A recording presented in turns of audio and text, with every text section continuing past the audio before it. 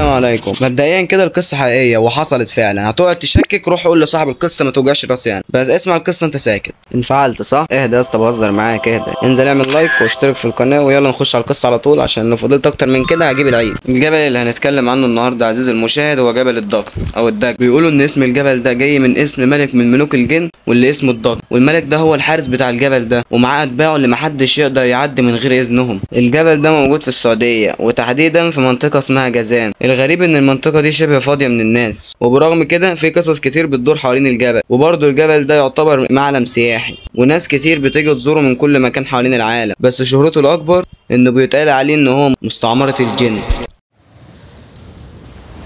لو رحت الجبل ده هتلاقي قدامك بوابتين، البوابة الأولى بتودي على مملكة الجن والتانية بتوديك لكنوز ومجوهرات وأحجار كريمة، بس خد بالك أي باب هتختاره هيكون نهايتك، لأن ببساطة ملك الجن وأتباعه هيحبسوك جوه للأبد. وفي اسطوره تانية بتحكي ان في شق صخر كبير جوه الجبل، جواه في بحيره صغيره، البحيره دي بيحرسها تعبان ضخم جدا جدا جدا، واللي بيدخل الشق ده خلاص بيودع حياته، لان التعبان ده مش بيرحم اي حد يحاول يقرب. ممكن كلامي يكون غريب او مش واقعي بالنسبه لك، بس تعال نخش في الجد. هحكي لك دلوقتي عن اشهر القصص اللي حصلت حوالين الجبل ده، واول قصه هي قصه راعي غنم كان بيرعى قطيع جنب الجبل، وفجاه الراعي ده اختفى من المكان كأن الارض انشقت وبلعته. الراعي ده قعد سنتين كاملين وهو مفقود، محدش كان عارف هو فين، وبعد المده دي ظهر فجأة، بس كان شكله مرعب، هدومه متقطعه وشعره كله ابيض واسنانه متكسره ووشه مرسوم عليه التعب والخوف. لما شافوه اهل المنطقه اتصدموا وما قدروش يصدقوا منظره. الناس بداوا يسالوه فينك طول السنتين دول؟ الراعي قال لقيت نفسي فجأة جوه جبل الدجل، مش عارف ازاي دخلت ولا ازاي خرجت، وبعدها بدأ يحكي لهم اللي شافه هناك، احداث مرعبه محدش يقدر يتخيلها. الراعي حكى انه كان بيرعى الغنم جنب الجبل وقعد على الارض شويه، طلع المزمار وبدأ يعزف، قعد يعزف فتره طويله لحد ما الشمس بدأت تغرب وهو مش واخد باله من الوقت. فجأة بص حواليه وكانت الصدمة، شاف مجموعة من الجن واقفين حواليه في شكل دايرة، بيضحكوا وبيرقصوا ومبسوطين بالعزف بتاعه، أشكالهم كانت مرعبة، مناظرهم مش طبيعية أصلا. الناس لما سمعوا كلامه ما صدقوش وقالوا الراجل ده أكيد اتجنن ولا يمكن يكون بيهزر، بس لما سألوه عن سنينه ليه بقت بالشكل ده حكى لهم الصدمة الأكبر.